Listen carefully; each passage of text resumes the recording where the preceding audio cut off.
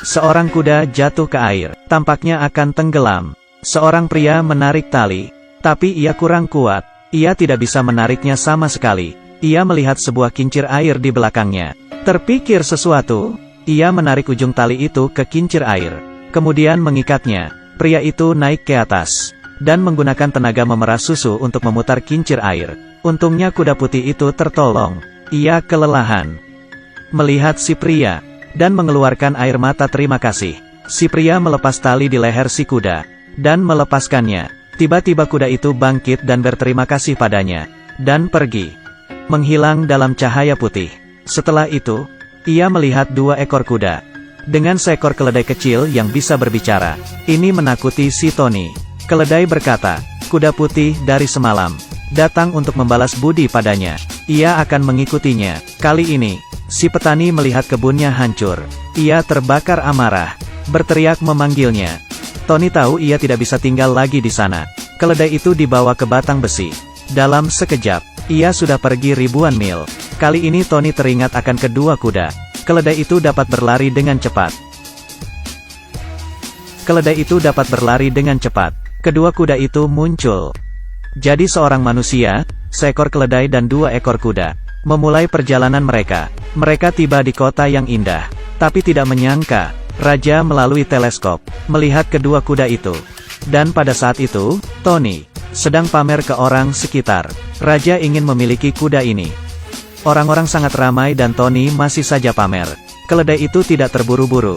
Secepat kilat, kuda itu membuka gerbang ke Tuhan, dan berlari liar di kota. Si raja mengejarnya.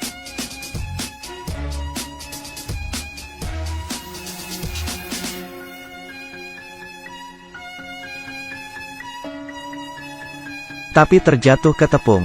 Menghadap para warga, si raja kehilangan wibawanya, merasakan amarah, dan berkata, ada burung phoenix di gurun. Jika bisa menangkapnya, akan ada gelar dan kekayaan berlimpah. Keledai itu membawa Tony ke oasis. Menunggu hingga malam hari, ia menggunakan umpan. Sementara itu, muncul cahaya merah di pasir.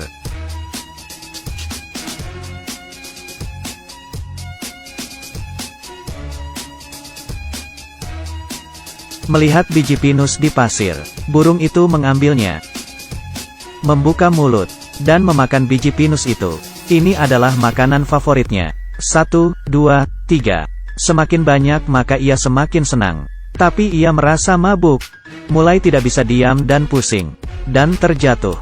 Ternyata Tony mengutak-atik biji pinus itu. Saat ia senang, cakar burung itu memegangnya. Tony kaget, dan kemudian lari. Burung itu mengejarnya, melihat Tony akan dipanggang. Si keledai muncul, menjatuhkan si phoenix, membuat burung itu marah. Kemanapun ia pergi, akan menjadi abu.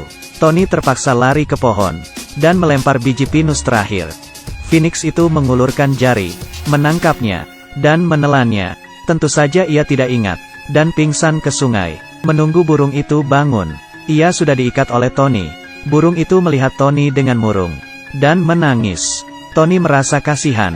Ia melepas rantai di phoenix itu. Kemudian phoenix itu terbebas, terbang ke langit, untuk berterima kasih pada Tony.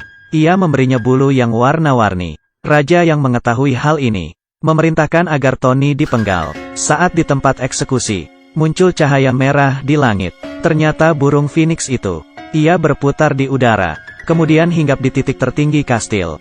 Melihat banyak orang bertepuk tangan, Raja hanya bisa menyerah. Bagaimana ia bisa melepaskan Tony? Dengan cepat mengeluarkan perintah, agar Tony pergi ke kerajaan es di kutub, membawa pulang putri. Tapi ia tidak terpikir, di kerajaan es hanya ada salju dan bongkahan es. Tidak tahu memanjat seberapa tinggi. Mereka baru mencapai puncaknya. Tony ingin cepat sampai. Gerbangnya juga terbuat dari es. Kali ini bulu si phoenix terbang, melewati gerbang. Kemudian gerbang itu meledak. Keledai yang kurang beruntung, menjadi bola salju besar, mengarah ke bongkahan es, dan tersangkut di ujung tebing. Di dalam kastil es itu, putri yang cantik sedang tertidur. Karena ada banyak putri, yang mana yang asli? Kemudian bulu phoenix itu membangunkan si putri. Ia dan Tony jatuh cinta. Putri itu langsung setuju untuk pergi dengan Tony. Mereka berdua turun dari ketinggian yang sangat tinggi. Tony lupa ia adalah seorang manusia. Ia nyaris remuk. Keledai itu mengeluarkan sayap, dan membawa mereka ke kastil. Melihat putri yang cantik, raja memiliki niatan buruk. Membunuh Tony membunuh paus raksasa yang menyerang nelayan. Baru boleh menikah dengan putri. Kamu pikir ini adalah gunung? Lihat dengan baik. Ini adalah seekor paus yang diikat dengan rantai. Lihat rantai besi ini. Tubuhnya ditutupi lumut.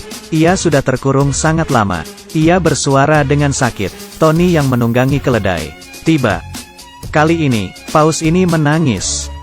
Tony memutuskan untuk menolongnya. Mengendarai si keledai. Mendarat di tubuh si paus. Di dalamnya seperti galaksi. Sangat indah. Keledai itu tidak sengaja mengenai si paus. Merusak rantai itu. Ia berdiri.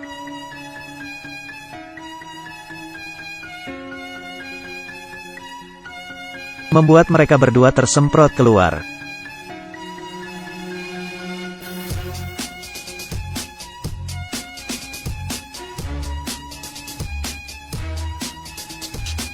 Akhirnya si paus terbebas. Nelayan yang termakan juga dimuntahkan keluar. Untuk berterima kasih kepada Tony, paus itu menyuruh kepiting kecil memberi Tony cincin safir. Tony belum menyelesaikan perintah si raja. Ia diam-diam menyusup untuk menolong si putri. Ia ditemukan seorang menteri. Tony memberi cincin itu ke putri. Menteri itu menjebol pintu sel. Raja yang mendengar keributan pun keluar. Melihat keledai di jendela, bersiap menembaknya. Tony juga tertangkap. Ini adalah hukuman bagi Tony. 3 buah kuali raksasa. 1 berisi air mendidih. 1 air dingin. Dan 1 lagi minyak panas. Jika Tony dapat melewatinya maka ia akan dibebaskan. Sebelum ia dihukum, ia mengaku kepada rakyat. Tapi didorong oleh raja. Putri itu melepas cincin. Kemudian sesuatu yang ajaib terjadi. Ia terbang ke udara. Jatuh ke kuali kedua. Dan menjadi beku. Bulu Phoenix itu terbang keluar. Tony tertolong lagi. Jatuh ke kuali berisi minyak. Kali ini tidak ada yang terjadi. Ketika rakyat mengira ia sudah mati, sebuah dandelion perlahan melambung di udara, menerangi seisi kota.